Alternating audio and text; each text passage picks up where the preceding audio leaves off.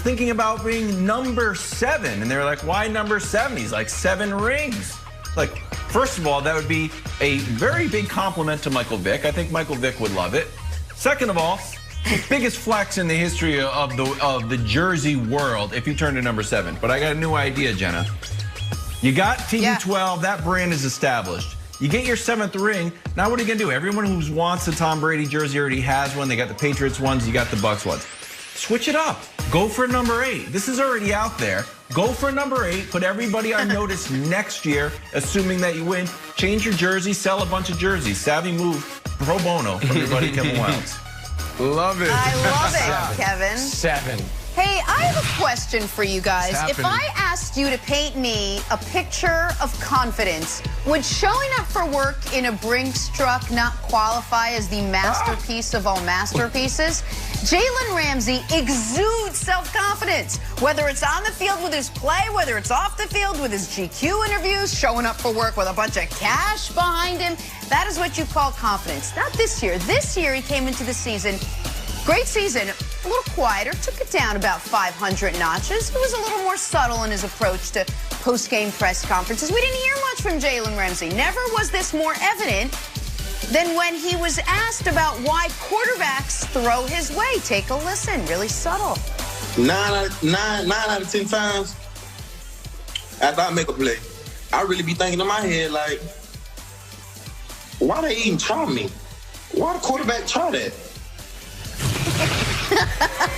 9 out of 10 times after I make a play, I'm thinking, why they even try me? Jalen Ramsey, perhaps everything I said was wrong. Versus. All right, speaking of quiet confidence, you got your Kansas City Chiefs.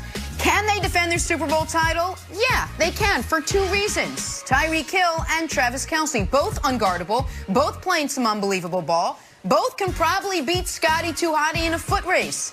Here's Patrick Mahomes on his top 2 targets. They're playing really good football right now. I think that's the biggest thing. I'm just taking what's there, trying to get the ball to the guys in space. I'm never someone that kind of chooses who I'm throwing to. I just throw it to whoever's open. And so those guys have been getting open. I've been able to get them the ball, and I'm sure the Bucs have seen that as well. So I'm sure they'll have a game plan to try to slow those guys down, and we'll have to adjust to that. All right, Brandon, we sort of teased this at the top of the show.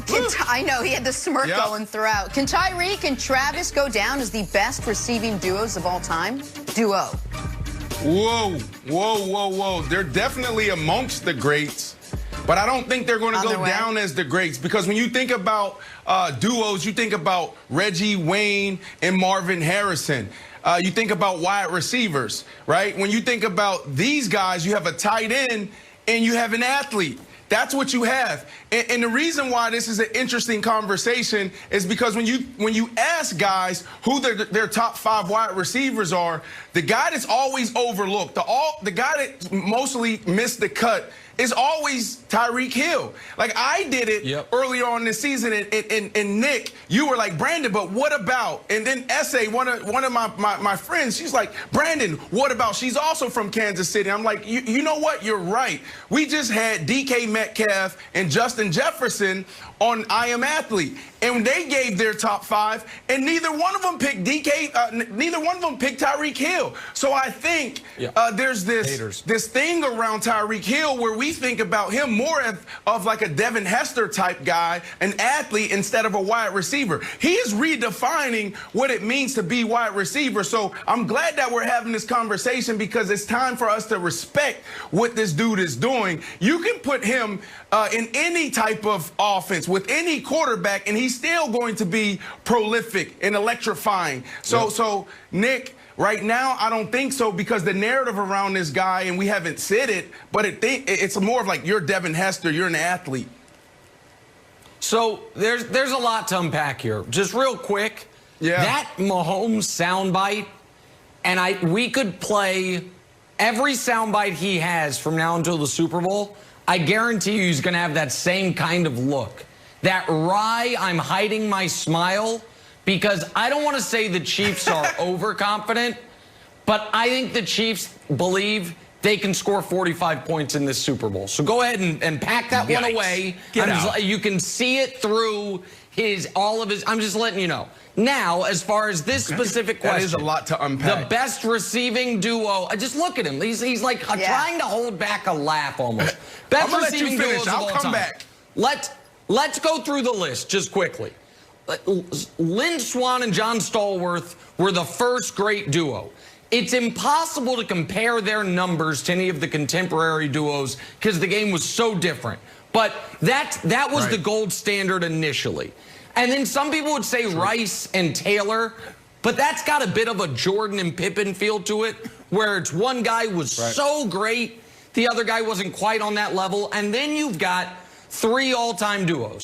Our former colleague and friend Chris Carter and Randy Moss set the gold standard, but they only did it for 4 years together. But the numbers are out of this world.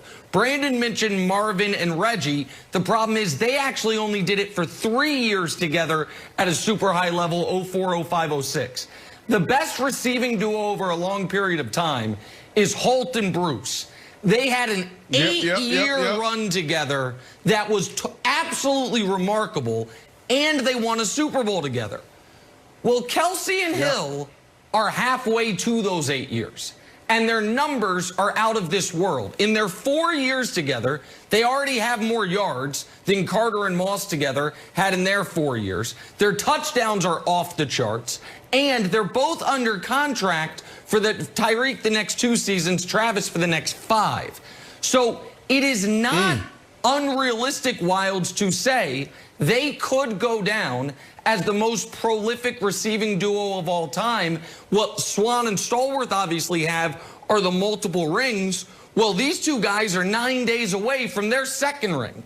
So they win on Sunday. They 1 or 2 of them have another big playoff performance. Tyreek already had the biggest play of last year's Super Bowl. Kelce had the touchdown to get the Chiefs back going in that Super Bowl to start the comeback. I don't think it's ridiculous to say that a guy who came into the league as a kick returner and a tight end could end up as the greatest receiving duo in the history of the league. Ex-quarterback. Okay. Right. So, you know what's interesting about leading up to this week?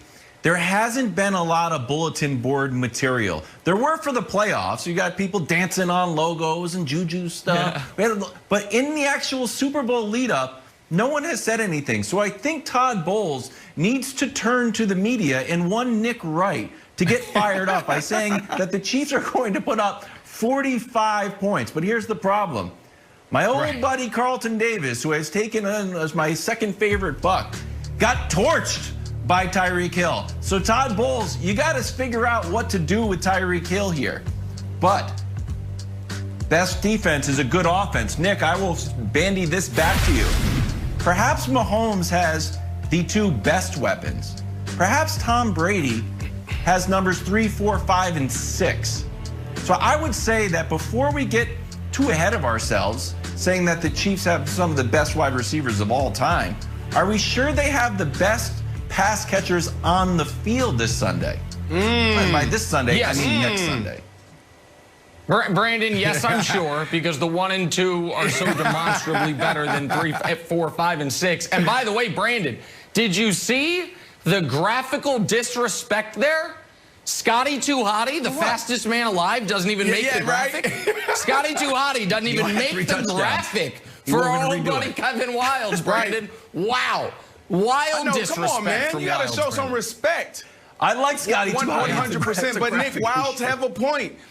You got those guys on the other side can get it done, and it's only been what 5 or 6 games that they really elevated to what we thought they would be coming into the year. They struggled all year. Now everybody's starting to find their way within this offense. So that's a great point by Wilds. But Nick, you said there's a lot to unpack here, and I can't just let you off the hook here. And I'm gonna be quick. All right, Jenna.